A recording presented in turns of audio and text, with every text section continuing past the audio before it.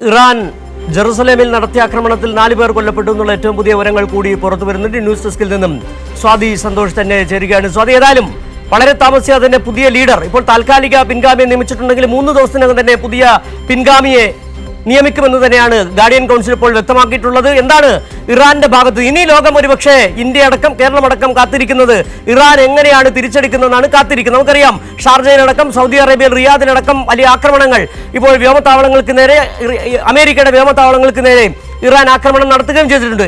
ഇനി വരുന്ന മണിക്കൂറുകളിൽ എന്താണ് സംഭവിക്കുക എന്നറിയാൻ കാത്തിരിക്കുകയാണ് ലോകം. നിലവിൽ ഏറ്റവും പുതിയ വിവരം നേരത്തെ സൂചിപ്പിച്ചതുപോലെ ജെറുസലേമിൽ നടത്തിയ ആക്രമണത്തിൽ 4 പേർ കൊല്ലപ്പെട്ടിട്ടുണ്ട്. എന്താണ് ഏറ്റവും പുതിയ വിവരങ്ങൾ നൽകാനുള്ളത്? ഇറാൻ തിരിച്ചടിക്കുന്നുണ്ട് എന്നുള്ളതിന്റെ ഏറ്റവും ഒടുവിലത്തെ ഉദാഹരണം എന്ന നിലയിൽ ഈ ആക്രമണത്തെ കാണാൻ വേണ്ടി കഴിയും.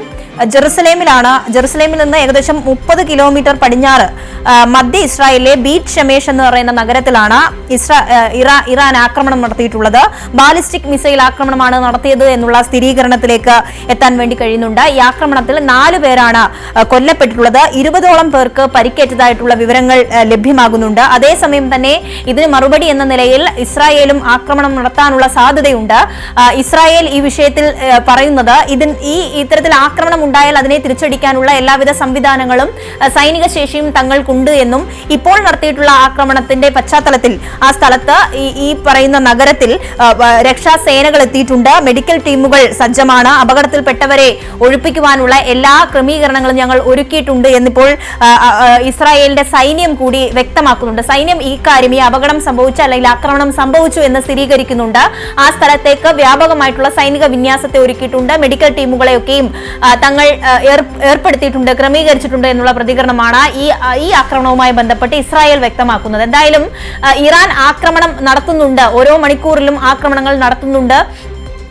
ടെഹ്റാൻ ഇവർ ലക്ഷ്യം വെക്കുമ്പോൾ ഈ പറയുന്ന ജെറുസലേമിൽ ഉൾപ്പെടെ നേരത്തെ നടത്തിയിട്ടുള്ള ആക്രമണത്തിന്റെ തുടർച്ച എന്ന നിലയിൽ ഇറാൻ ഇനിയും ആക്രമണങ്ങൾ തുടരാനുള്ള സാധ്യത തന്നെ ഉണ്ട് എന്നുള്ളതാണ് മനസ്സിലാക്കുന്നത്. ഒരു പുതിയ നേതൃത്വം കൂടി വന്നു കഴിഞ്ഞാൽ, പിൻഗാമിയെ ഉടൻ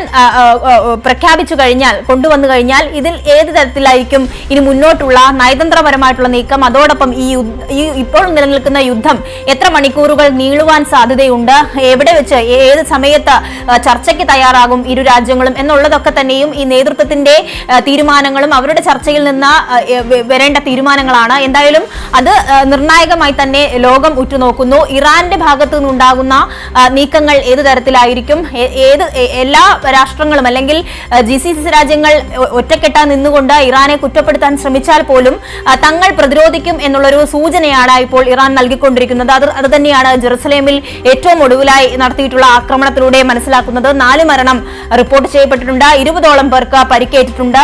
കൂടുതൽ സൈനിക വ്യോമതാവളങ്ങൾ തന്നെ ലക്ഷ്യമാക്കുന്ന ഇറാൻ ഇപ്പോൾ അതിൽ നിന്നും വ്യതിചലിച്ചുകൊണ്ട് മറ്റ് ഇടങ്ങളിലേക്ക് ആക്രമണം നടത്തേണ്ടി വന്ന സാഹചര്യം കൂടി ഈ ഘട്ടത്തിൽ പരിശോധിച്ചു പോകണം.